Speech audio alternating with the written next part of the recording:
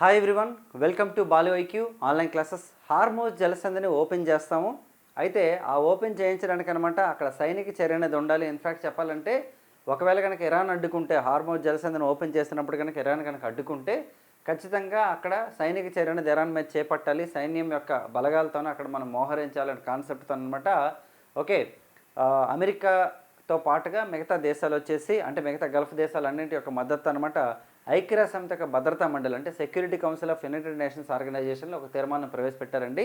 అయితే ఈ తీర్మానం అనేది వీగిపోయిందనే చెప్పాలి ఒక రకంగా. ఎందుకంటే భద్రతా మండలిలో మనకు మొత్తం 15 కంట్రీస్ ఉంటాయండి. అంటే మనకి 5 పర్మనెంట్ కంట్రీస్ ఉంటాయి, 10 వచ్చేసి మనకి టెంపరీ కంట్రీస్ ఉంటాయన్నమాట.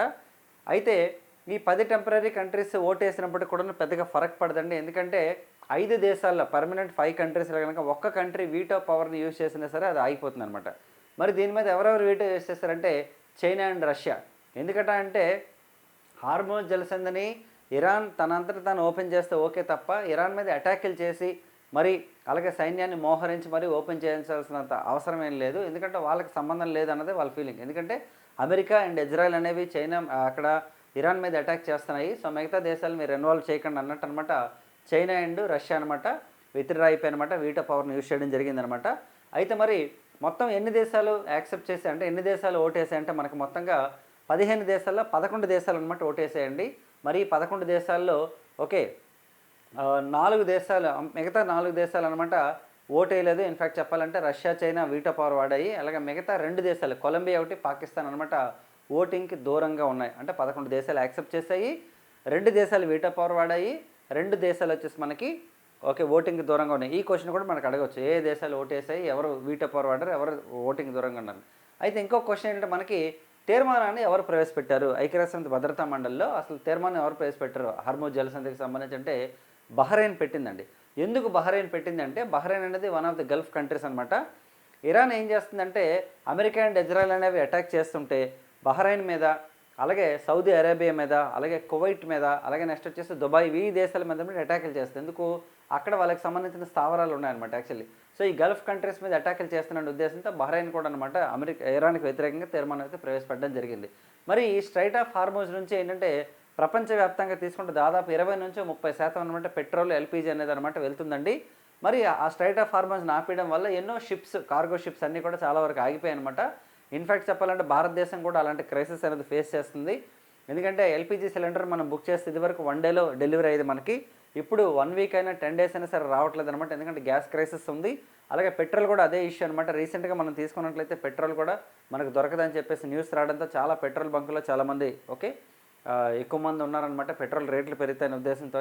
అయితే ఇన్ఫ్యాక్ట్ చెప్పాలంటే 2026 ఏప్రిల్ 1 నుంచి అనమాట మనకి 20% ఎథనాల్ని కలుపుతూ అనమాట గవర్నమెంట్ సంచలన నిర్ణయం తీసుకుంది. ఇన్ఫ్యాక్ట్ చెప్పాలంటే 2030కి అది రావాల్సింది, బట్ 2026లోనే తీసుకున్నారనమాట. ఓకే 20% ఎథనాలు ప్లస్ 80% పెట్రోల్ ఉంటుందన్నమాట. ఇప్పుడు మనం యూజ్ చేసే పెట్రోల్లోనే అది కంపల్సరీ చేశారండి. సో ఇలాంటి మెజర్మెంట్స్ తీసుకోవాల్సి వస్తుంది.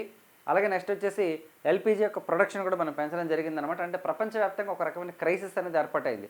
దీనివల్ల ఏమవుతుంది, ట్రాన్స్పోర్ట్ ఛార్జెస్ పెరుగుతాయి, అలాగే రెస్టారెంట్లు అవి మూతపడ్డా అనుకోండి, ఫుడ్ బిజినెస్ అనేది తగ్గిపోతుంది, అలాగే రకరకాల ప్రొడక్టివిటీ అనేది తగ్గిపోతుంది. ఆల్మోస్ట్ భారతదేశం యొక్క జీడిపి కదా ప్రపంచ దేశాల యొక్క జీడిపికి కూడా ప్రాబ్లం వస్తుందన్నమాట. అందుకనే ఇరాన్ని చాలా దేశాలు రిక్వెస్ట్ చేశాయి, మీరు హార్మోజ్ జలసంధి అయితే క్లోజ్ చేయకండి అని. కానీ వాళ్ళ దగ్గర ఉన్నటువంటి ఒకే ఒక ఆయుధం అదే అనమాట. ఎందుకంటే అమెరికా అండ్ ఇజ్రాయిల్ అటాక్స్ చేస్తున్నాయి కాబట్టి వాళ్ళు ఏం చేయగలరు, ప్రపంచం మొత్తాన్ని కనుక వాళ్ళు కనుక కదిలించగలిగితే ఈ విషయంలో. ఎందుకంటే రష్యాకి ఉక్రెయిన్కి యుద్ధం జరుగుతున్నప్పుడు కూడాను ప్రపంచం ఎంత వ్యాప్తంగా కదలలేదు. ఎందుకంటే ఉక్రెయిన్ రష్యా యుద్ధం జరిగినప్పుడు కూడాను వరల్డ్ ఎకానమీకి ఎలాంటి ఇష్యూ రాలేదు, పెద్దగాను వచ్చింది కానీ మరీ అంత రాలా. కానీ ఇరాన్ మీద అటాక్ చేసినప్పటికి ఏమైందంటే వారు హార్మోజ్ జలసంధి అనేది వాళ్ళ అండర్లో ఉంది కాబట్టి అది క్లోజ్ చేస్తారనమాట.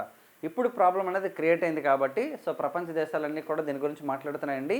అలాగే ఇండియా కూడా మాట్లాడడం జరుగుతుంది. ఓకే ఇరాన్తో చాలాసార్లు మాట్లాడారు, మన యొక్క విదేశాంగ మంత్రులు అవ్వచ్చు, మన ప్రధానమంత్రి అవ్వచ్చు, చాలామంది మాట్లాడారు అనమాట. ఓకే సో మరి ఐక్యరాజ్య సమితి భద్రతా మండలిలో తీసుకుంటే మనకు మొత్తంగా ఎన్ని దేశాలు ఉంటాయండి, 15 కంట్రీస్ ఉంటాయన్నమాట. ఇందులో 5 పర్మనెంట్ కంట్రీస్ ఏంటి అంటే మనకి అమెరికా అండ్ ఇంగ్లాండ్ అండి. ఈ 2 ఐక్యరాజ్య సమితి ప్రారంభం అవడం గల కారణమైన దేశాలు అనమాట, అలా గుర్తుపెట్టుకుంటారు 2 దేశాలు. ఇంకా మిగతా 2 తీసుకుంటే ఒకటి ఏరియా పరంగా పెద్ద దేశమైన రష్యా, మూడోది వచ్చేసి చైనా అండి, పాపులేషన్ పరంగా పెద్దది ఒకప్పుడు, ఇప్పుడు ఇండియా. మరి 5th కంట్రీ వచ్చేసి మనకి ఫ్రాన్స్. అంటే UK, USA, Russia, China, France, ఈ 5 దేశాలు అనమాట.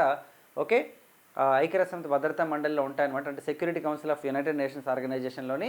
మిగతా 10 దేశాలు ఏంటంటే 2 years ఆఫ్ టెన్యూర్కి అనమాట ఎలక్ట్ అవుతాయి అనమాట. మొత్తం 15 దేశాలు ఉంటాయి.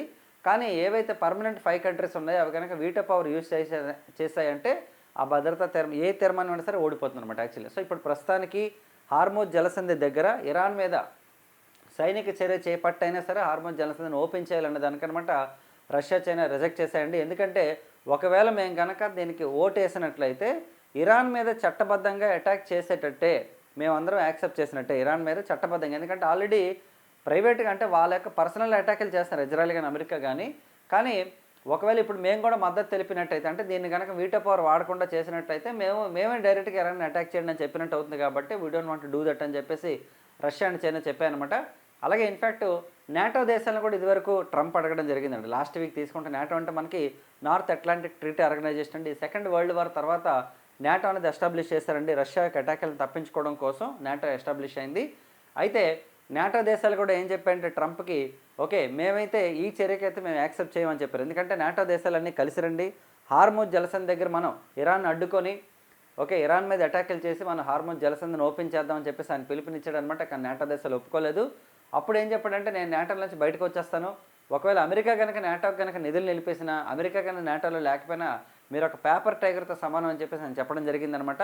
అలాగే నెక్స్ట్ తీసుకుంటే ఇప్పుడు already April 7th evening 8 o'clock America కాలమానం ప్రకారం తీసుకుంటే ట్రంప్ ఇచ్చినటువంటి టైం అనేది కంప్లీట్ అయిపోయిందనమాట. మీరు కనుక ఇరాన్లోని హార్మోజ్ జలసంధిని కనుక ఓపెన్ చేయకపోతే అసలు ఇరాన్ నాగరికత లేకుండా చేసేస్తాను నేను, ఇరాన్ పాత రోజులకు వెళ్ళిపోయినట్టు చేస్తానంటే ఇరాన్ కూడా హెచ్చరించింది అనమాట. సో మీరు ఏమైనా చేసుకోండి కానీ మేమైతే ఓపెన్ చేయమని చెప్పేసి. ఎందుకంటే ఒక చర్చల కోసం పిలిచాడు, ఓకే డిస్కషన్స్ కూడా జరిగాయి, ఇలాంటి డిస్కషన్స్ ఇంకా జరగవని చెప్పేసి చెప్పారండి. తుర్కీ అండ్ పాకిస్తాన్ అనమాట మీడియేటర్లుగా ఉన్నాయి. ప్రస్తుతానికి ఆ మీడియేషన్ కూడా ఆపేసి ఇరాన్ ఏం చెప్పిందంటే ఎవరు మధ్యవర్తిత్వం మాకు అక్కర్లేదు, మేమేం చేయలేం మాకు తెలిసింది చెప్పేసి వాళ్ళు క్లియర్గా చెప్పారనమాట. సో మరి ఇది ఎంతవరకు దారితీస్తుంది మనం చూడాలండి. సో మరి ఈ టాపిక్కి సంబంధించినటువంటి డీటెయిల్డ్ ఎక్స్ప్లెనేషన్ అయితే ఇదే ప్రస్తుతానికి. నేను వీడియో చేసిన టైంకి అయితే ఇదే ఇన్ఫర్మేషన్ ఉందనమాట. ఇంకేదైనా ఉంటే మనం షేర్ చేసుకుందామండి. మరి నా ఎక్స్ప్లెనేషన్ కనుక మీకు నచ్చినట్లయితే ఓకే ఈ ఇమేజెస్ అన్ని నేను మీకు ప్రొవైడ్ చేస్తానండి. ఇక్కడ మీరు అబ్జర్వ్ చేసుకోవచ్చు. ఓకే తీర్మానం మీద ఓటింగ్ ఫలితాలు తీసుకున్నట్లయితే ఓకే 11 దేశాలు తీర్మానానికి అనుకూలంగా ఓటేసండి. రష్యా మరియు చైనా వ్యతిరేకించేయండి. అలాగే కొలంబియా అండ్ పాకిస్తాన్ వచ్చేసి ఓటింగ్కి దూరంగా ఉన్నాయన్నమాట. ఓకే సో నా ఎక్స్ప్లెనేషన్ అలాగే నా ఇమేజెస్ కనుక మీకు నచ్చినట్లయితే మన ఛానల్ని సబ్స్క్రైబ్ చేసుకోండి. అలాగే బాలు ఐక్యూ యాప్ని మీరు డౌన్లోడ్ చేసుకోండి. ఇప్పటిదాకా డౌన్లోడ్ చేసుకోకపోతే గూగుల్ ప్లే స్టోర్లోకి వెళ్ళండి, బాలు ఐక్యూ అని సెర్చ్ చేయండి, మీరు మన యాప్ డౌన్లోడ్ చేసుకోవచ్చు. లేదంటే ఈ వీడియో కింద డిస్క్రిప్షన్ లింక్ ఇస్తాను బాలు ఐక్యూ యాప్ది. మీరు ఎవరైనా సరే ఏపీపీఎస్సీ Group 2 ఎగ్జామ్ కనుక ప్రిపేర్ అవుతుంటే మన దాంట్లో కంప్లీట్ కోర్స్ అయితే అవైలబుల్ ఉందండి. అంటే మీకు ప్రిలిమినరీకి అండ్ మెయిన్స్కి సంబంధించిన ఫుల్ కోర్స్ అయితే అందుబాటులో ఉంది. అందులో మీకు ప్రిలిమ్స్లో 5 సబ్జెక్టులు ఉంటాయి కదా, ఆ 5 సబ్జెక్టులకు కూడా మీకు ఫుల్ కంటెంట్ అవైలబుల్ ఉంది. అలాగే కరెంట్ అఫైర్స్ కూడా నేను ఇంకొక వేరే సార్ గణేష్ సార్ చెప్తున్నాము. అలాగే నెక్స్ట్ వచ్చేసి మెయిన్స్లో కూడా మీకు AP history, Indian polity and Indian economy, AP economy, science and technology ఈ టాపిక్స్ కూడా మనం చెప్పడం జరుగుతుంది అనమాట. సైన్స్ అండ్ టెక్నాలజీ సుధీర్ సార్తో చేయిస్తున్నాము. ఆ క్లాసెస్ కూడా నేను మీకు ప్రొవైడ్ చేస్తానండి. డిస్క్రిప్షన్ లింక్ ఉంది. Group 2 కోర్స్ ఎవరైనా కావాలంటే తీసుకోవచ్చు. లేదంటే ఇండివిజువల్ సబ్జెక్ట్స్ ఉంటాయి, హిస్టరీ, పాలిటీ, జాగ్రఫీ, ఎకానమీ ఇవన్నీ కూడా ఉంటాయన్నమాట. క్లాసెస్ కావాలనుకుంటే మన ఛానల్ని సబ్స్క్రైబ్ చేసుకోండి. వీడియో లింక్లో మీకు బాలు ఐక్యూ యాప్ యొక్క లింక్ ఇచ్చాను మీకు డిస్క్రిప్షన్లోని, దాని ద్వారా మీరు డౌన్లోడ్ చేసుకోండి. నెక్స్ట్ వీడియోలో మళ్ళీ కలుద్దాం. Thank you so much and wish you all the best.